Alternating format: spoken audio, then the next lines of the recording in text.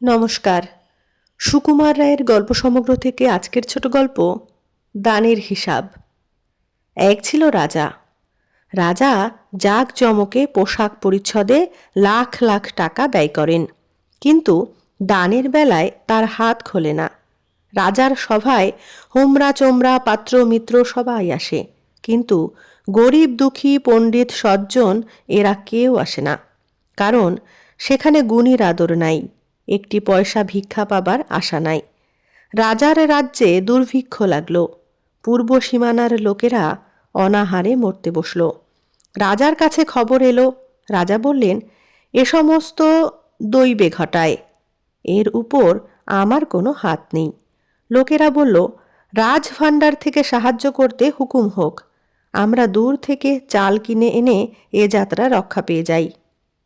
রাজা বললেন, আজ তোমাদের দুর্ভিক্ষ, কাল শুনব আর এক জায়গায় ভূমিকম্প, পরশু শুনব অমুক লোকেরা ভারী গরিব, দুবেলা খেতে পায় না। সবাইকে সাহায্য করতে হলে রাজভাণ্ডার উজাড় করে রাজাকে ফতুর হতে হয়। শুনে সবাই নিরাশ হয়ে ফিরে গেল। ওদিকে দুর্ভিক্ষ বেড়েই চলেছে, দলে দলে লোক অনাহারে মরতে লেগেছে। আবার দূত এসে রাজার কাছে হাজির। সে রাজসভায় হত্যা দিয়ে পড়ে বলল, দোহাই মহারাজ, আর বেশি কিছু চাই না, 10,000 টাকা দিলে লোকগুলো আধ পেটা খেয়ে বাঁচে। রাজা বললেন, অত কষ্ট করে বেঁচে থেকেই বা লাভ কি? আর 10,000 টাকা বুঝি বড় সহজ মনে করেছ? দূত বলল, দেবতার কৃপায় কত কোটি টাকা রাজভাণ্ডারে মজুত রয়েছে, যেন টাকার সমুদ্র। তার থেকে এক আধ ঘটি তুললেই বা মহারাজের ক্ষতি কি? রাজা বললেন, দেদার থাকলেই কি দেদার খরচ করতে হবে? দূত বলল, প্রতিদিন আতরে সুগন্ধে পোশাকে আমোদে আর প্রাসাদের সাজসজ্জায় যে টাকা বেরিয়ে যায়, তার খানিকটা পেলে লোকগুলো প্রাণে বাঁচে। শুনে রাজা রেগে বললেন, ভিখারি হয়ে আবার উপদেশ শোনাতে এসেছ? আমার টাকা আমি সিদ্ধ করে খাই আর ভাজা করেই খাই, সে আমার খুশি। তুমি বাপু বেশি জ্যাঠামি করলে শেষে বিপদ ঘটতে পারে, সুতরাং এই বেলা মানে মানে সরে পড়ো। দূত বেগতিক দেখে সরে পড়ল। রাজা হেসে বললেন, যত বড় মুখ নয় তত বড় কথা। 200-500 হতো তবু না হয় বুঝতাম, দারোয়ানগুলোর খোরাক থেকে 2-4 দিন কিছু কেটে রাখলেই টাকাটা উঠে যেত, কিন্তু তাতে তো ওদের পেট ভরবে না, একেবারে 10,000 টাকা হেঁকে বসলো। ছোট লোকের এক শেষ। শুনে পাত্র মিত্র সবাই মুখে হু হু করল, কিন্তু মনে মনে সবাই বলল, ছি ছি, কাজটা অতি খারাপ হলো।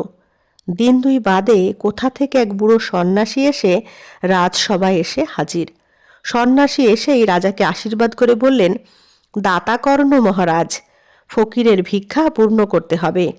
রাজা বললেন, ভিক্ষার বহরটা আগে শুনি, কিছু কম সম করে বললে হয়তো বা পেতেও পারেন। সন্ন্যাসী বললেন, আমি ফকির মানুষ, আমার বেশি নিয়ে দরকার কি? আমি অতি যৎকিঞ্চিত সামান্য ভিক্ষা রাজভাণ্ডারে 1 মাস ধরে প্রতিদিন পেতে চাই। আমার ভিক্ষা নেবার নিয়ম এই, প্রথম দিন যা নিই দ্বিতীয় দিন তার দ্বিগুণ, তৃতীয় দিনে তার দ্বিগুণ, আবার চতুর্থ দিনে তৃতীয় দিনের দ্বিগুণ, এমনি করে প্রতিদিন দ্বিগুণ করে নিই। এই আমার ভিক্ষার রীতি। রাজা বললেন, তা তো বুঝলাম, কিন্তু প্রথম দিন কত চান সেইটাই হলো আসল কথা।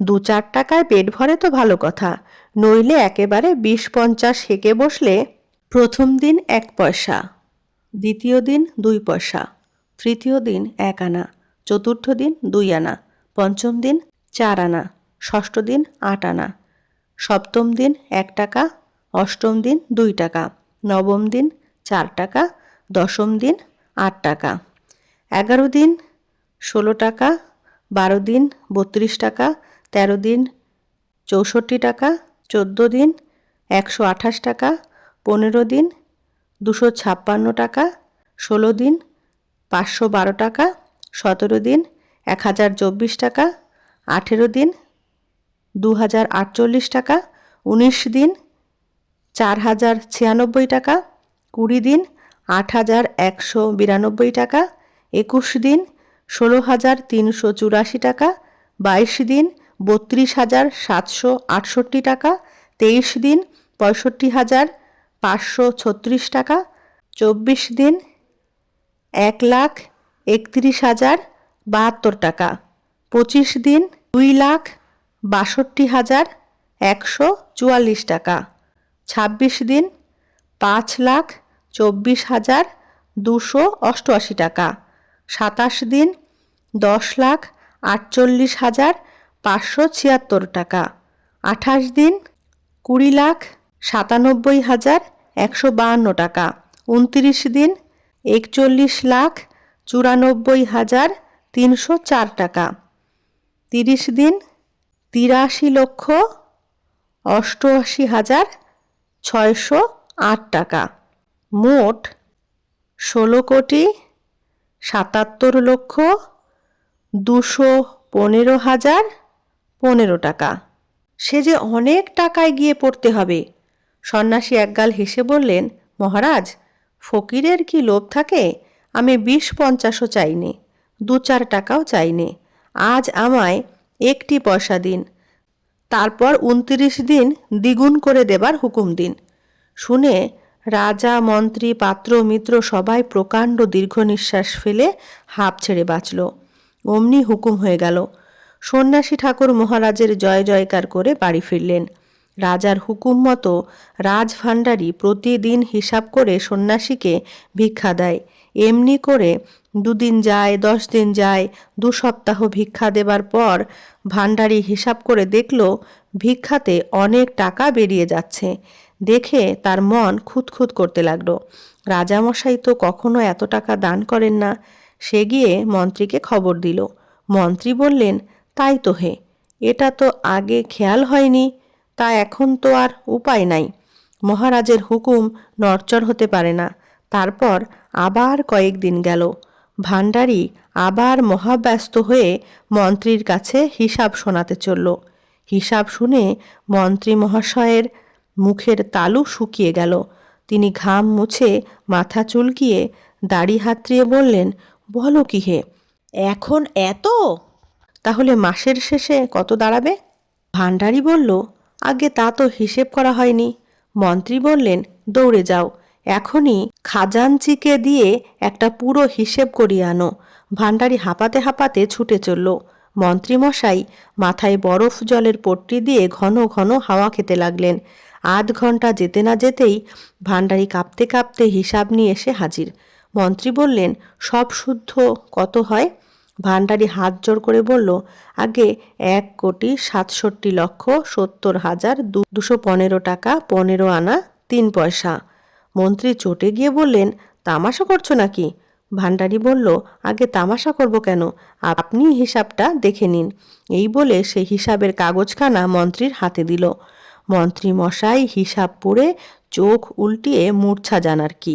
সবাই ধরাধরি করে অনেক কষ্টে তাকে রাজার কাছে নিয়ে হাজির করল। রাজা বললেন, ব্যাপার কি? মন্ত্রী বললেন, মহারাজ, রাজকোষের প্রায় 2 কোটি টাকা লোকসান হতে যাচ্ছে। রাজা বললেন, সে কি রকম? মন্ত্রী বললেন, মহারাজ, সন্ন্যাসী ঠাকুরকে যে ভিক্ষা দেবার হুকুম দিয়েছেন, এখন দেখছি তাতে ঠাকুর রাজভাণ্ডারের প্রায় 2 কোটি টাকা বের করে নেবার ফিকির করেছে।